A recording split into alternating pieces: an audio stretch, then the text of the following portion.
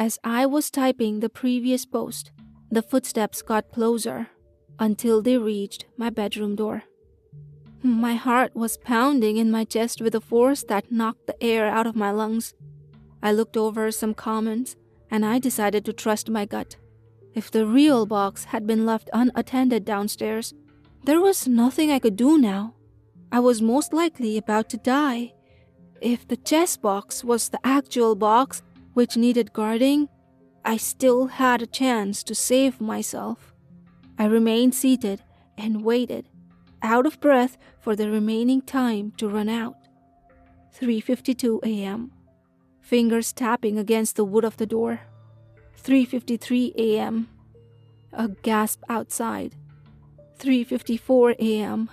Multiple gasps which melted into some sort of exaggerated breathing, loud and wet. I was literally freaking shitting my pants. I am not some good storyteller. I don't know how else to put it. I'm not a writer. I was genuinely exhausted and about to collapse. 3:55 a.m. A loud bang. The doorknob started turning again. Good thing it can't open the door. The door opened.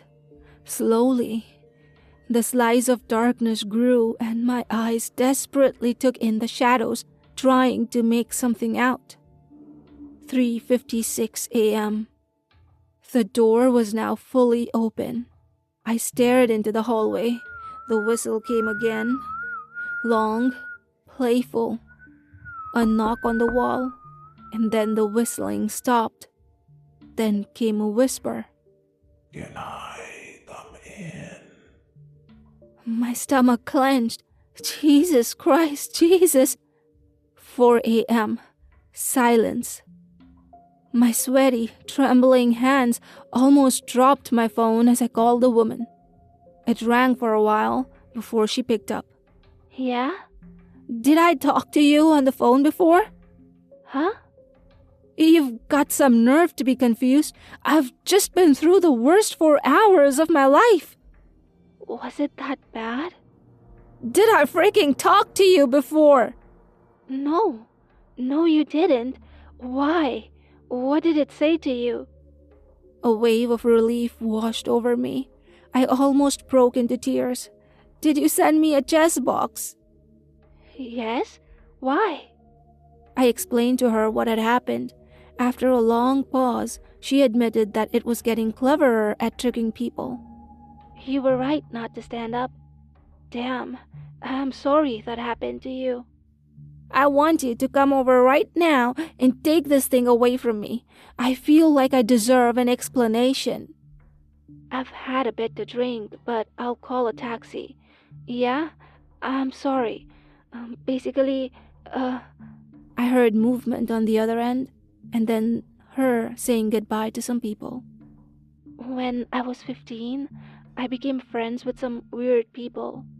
Type of people that believed in witchcraft and stuff. They were so deep into tracking a cult that had disappeared a while ago. The custodians, they called themselves. It was nice seeing you, yeah. No, I'm heading home. And they vanished or just hid from the public eye. They worshipped a witch, the marrow seamstress. They also thought that your soul could be found in your bone marrow, and the seamstress would sew souls back together, making them immortal or something.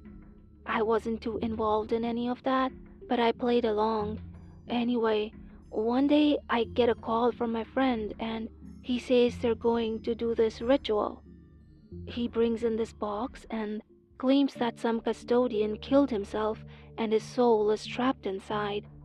He says, Layla, maybe we can train him to teach us how to become immortal, summon his spirit or something. I was like, dude, you're nuts. But he explained he got it from some other shady dude and it came with instructions. And then he told me what I already told you. Sit on the box. He said I was stalling it until he was ready to face it. I still don't know why the packages keep changing. Why they come in different shapes and sizes. Maybe to trick you. but he tried to train the thing inside, talk to the thing. Well, the first night he tried to talk to it was the night he disappeared. I haven't heard from him since. The other members of the group took over the mission, and they all disappeared one by one, until this girl, Kate, came to my door desperate. She'd witnessed what happened the previous night and was absolutely hysterical. She said that whatever was inside the box was no custodian, no ghost, but a demon with many faces. The Marrow seamstress was one of its names, but in reality, it had no gender or appearance. There was no way for you to talk to it. We took turns looking over the box. One night, she was the sitter. She called me asking if it was really me outside her home.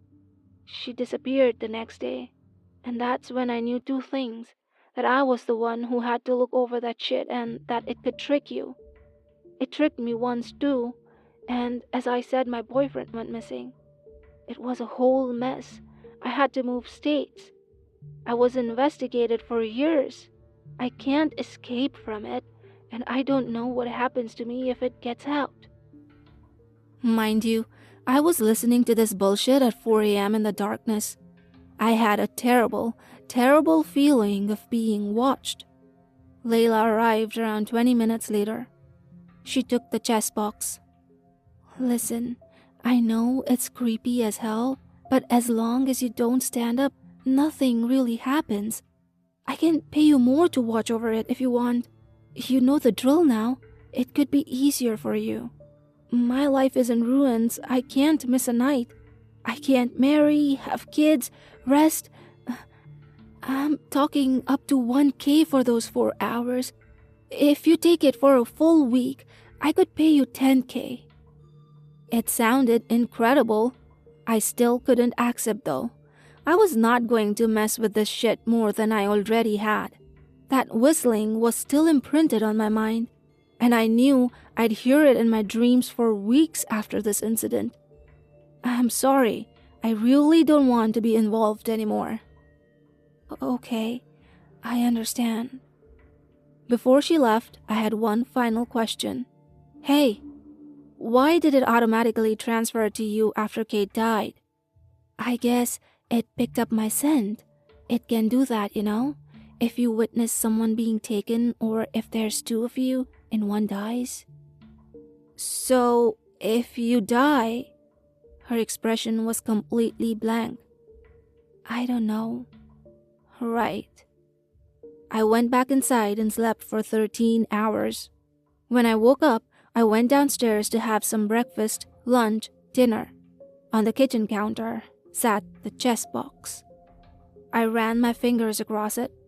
What the heck? I'd brought it downstairs while me and Layla talked, but she had taken it with her.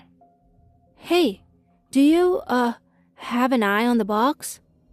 The chess box? Yes. Did you maybe forget to take it, or... Yeah.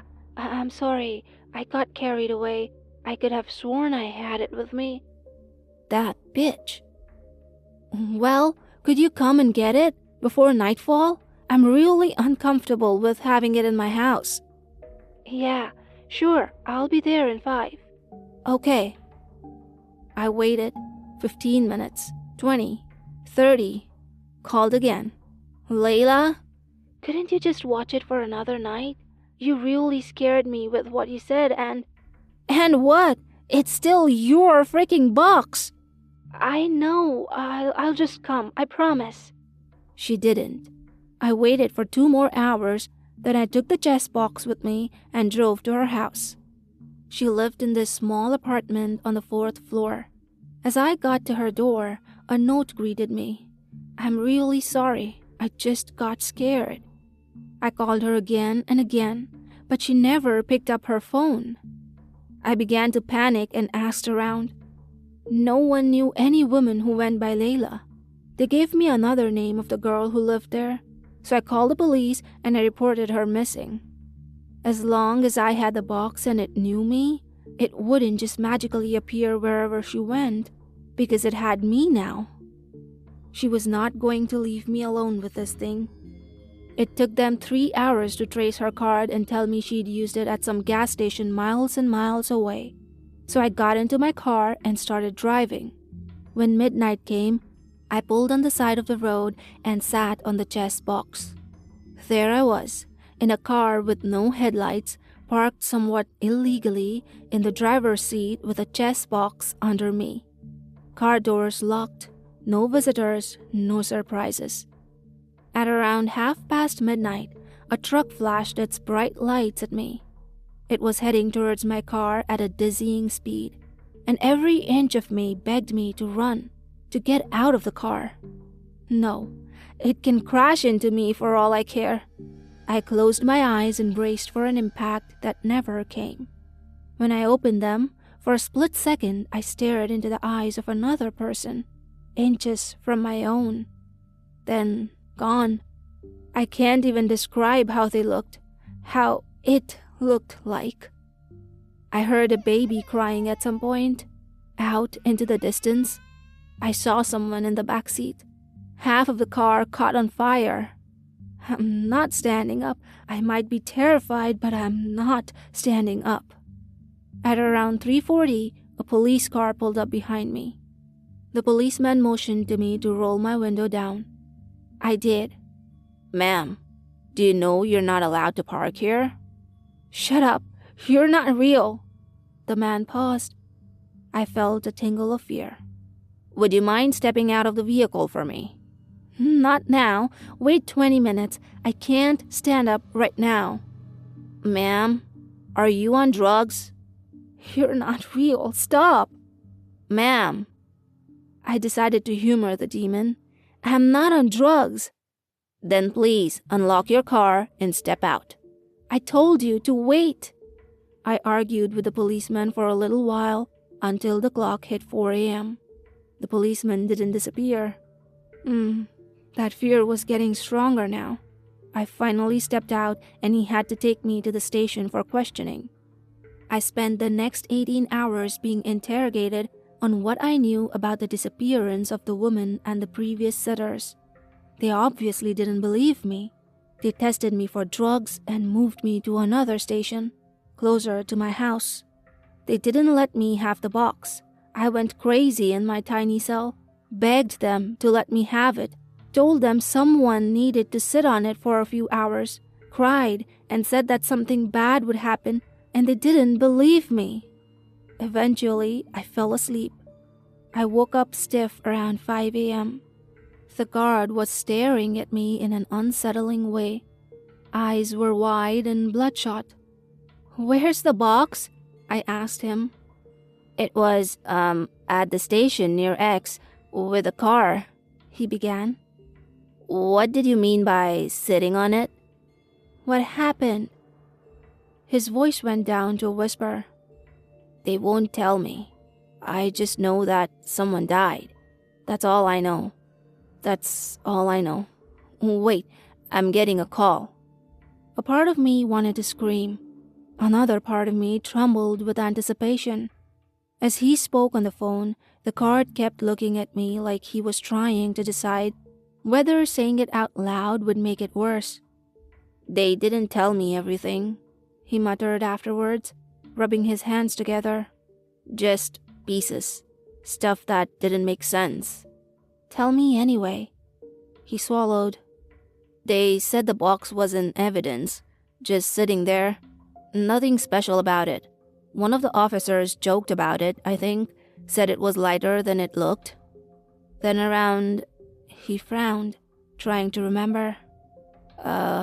Somewhere past midnight, people started complaining, said they heard noises coming from the room, like scratching maybe, or knocking." My fingers tightened around the edge of the bench. "They thought it was a rat at first, or something in the walls. But then one of them said it sounded like pacing, waltzing. Does that make sense to you?" I felt sick. "What happened after that?" "They checked the room.